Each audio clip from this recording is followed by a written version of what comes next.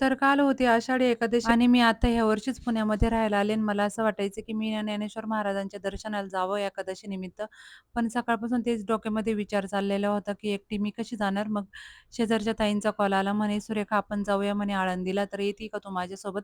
म्हटलं, "ताई मला खरंचच जायचंय दर्शनाला, तर मग मी येईलच." मग पटकन आवरलं आणि आम्ही पोहोचलो दर्शनासाठी आणि तिथे आम्ही मस्त असा गंध वगैरे पण लावून घेतला. पण अशी काही फारशी गर्दी नव्हती, कारण सर्व भाविक भक्त आहे ना पंढरपूरलाच दर्शनाला गेलेले असतील.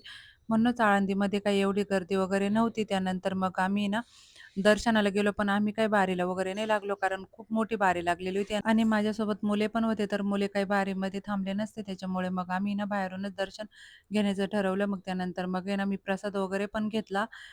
फुले वगैरे घेतले आणि तुळशीपत्र घेतले वाहण्यासाठी. त्यानंतर छान असं आमचं दर्शन पण झालं आणि मग आहे ना एक-एक करून सर्व देवांना मी प्रसाद वगैरे पण वाहिला आणि त्यानंतर फुलं वगैरे आणि तुळशीपत्र वगैरे पण वाहिले. तिथं खूप साऱ्या ना महिला फुगडी खेळत होत्या. ताई म्हणे, "आपण पण एक फुगडी आणि मला तर खूप लाज वाटत होती, पण ताई म्हणे, "चल म्हणे एक तरी खेळूया." मग मी त्यांच्यासोबत एक फुगडी खेळली. त्यानंतर माझ्या सत्यमसोबत पण त्यांनी एक फुगडी खेळली. त्यानंतर मग त्या माझ्या मोठ्या आहेत, तर मग मी त्यांचं दर्शन वगैरे घेतलं आणि त्यानंतर ताई म्हणे, "का आपण आहे ना ह्या वृक्षाचं दर्शन घ्यायला जाऊया."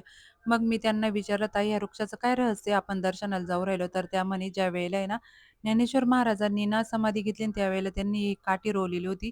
त्या काठीपासून हे वृक्ष तयार झालेलं होतं आणि ते खूप पालेदार होतं आणि तेव्हापासूनचं ते वृक्ष अजून पण आहे आणि त्या वृक्षाखाली ना खूप साऱ्या महिला, मुले आणि माणसे ना पोथी वाचत होत्या." तर त्या ताईंना मी विचारलं, म्हटलं, "ताई, या वृक्षाखाली का बरं हे पोथी वाचू राहिले?" तर त्या म्हणे, "पोथी वाचताना जर त्यांच्या अंगावर जर ह्या वृक्षाचं जर पान पडलं ना, खूप शुभ मानलं जातं." मग मी ना तिथनं एक विठ्ठल रुक्मिणीची मूर्ती पण घेतली. त्यानंतर मग आम्ही ओला बुक केला आणि मग त्यानंतर आम्ही घरी आलो. घरी आल्यानंतर मी काही खिचडी वगैरे करून गेली नव्हते.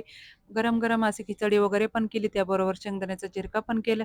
तर असा होता आमचा आजचा दिवस. तर आपण भेटू नेक्स्ट व्हिडिओमध्ये.